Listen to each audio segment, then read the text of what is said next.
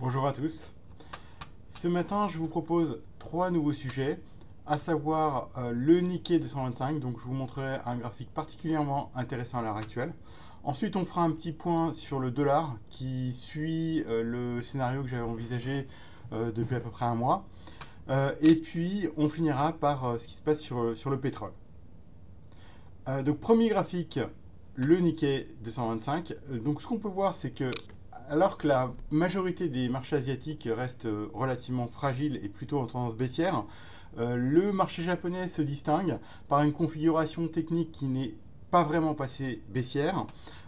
Et ce qu'on peut voir, c'est que le Nikkei 225 est à deux doigts de casser une résistance majeure qui est à 23 000 points.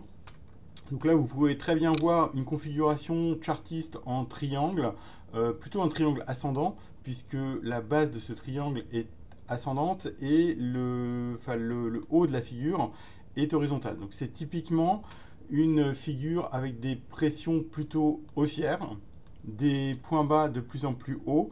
Donc là, ce qu'on peut voir ce matin, c'est que l'indice est en train de tenter une cassure de cette zone des 23 000 points.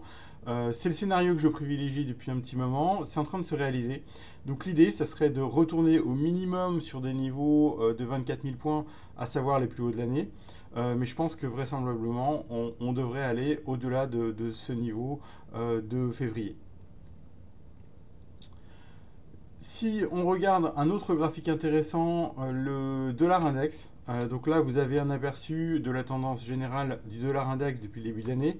Le scénario que je privilégiais depuis quelques semaines, c'était plutôt un top dollar après 5 vagues de hausse. Donc là on voit très bien en Elliott une séquence haussière 1, 2, 3, 4, 5. On a eu une cassure du premier support de Fibonacci à 94-92. Je pense qu'on est bien parti à l'heure actuelle pour aller toucher le deuxième niveau de support à 93-65, voire en max à la baisse, le 50% de retracement qui correspond également à la moyenne mobile de 100 jours. Donc là, on voit deux targets baissières qui sont relativement clairs.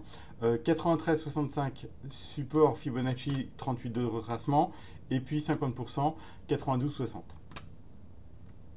Si on regarde en parallèle ce qui se passe sur l'euro-dollar, donc on a un scénario évidemment très similaire, 5 vagues à la baisse, amorce d'une reprise technique, pullback parfait sur le support à 1,15 et on est en train de reprendre de la hauteur. Donc là, moi je reste plutôt sur un scénario de poursuite de ce rebond technique jusqu'à un niveau Fibonacci 1,1780, mais de préférence 1,1950.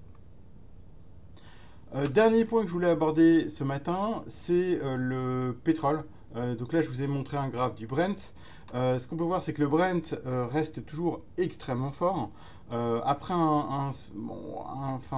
le Brent est revenu il y a une semaine sur un support à 75 $, a très bien tenu et revient sur le haut de son trading range vers 80 $. Donc c'est une résistance assez importante, mais compte tenu de la bonne dynamique du Brent, je privilégierais maintenant une cassure de ce niveau de cette résistance à 80, ce qui va en plus avec une poursuite de la consolidation du dollar. Donc pour mémoire, on a toujours une corrélation inversée qui est assez forte entre la baisse du dollar et la hausse des matières premières. Donc là, clairement, le Brent reste la matière première la plus forte. Donc l'idée, ça serait plutôt éventuellement un petit pullback, une tentative de pullback sous 80, et puis derrière une cassure et des nouveaux plus hauts sur le Brent. Si on regarde le WTI en parallèle, donc le WTI est un petit peu moins haussier puisque le WTI reste assez en dessous de ses plus hauts du début de l'été.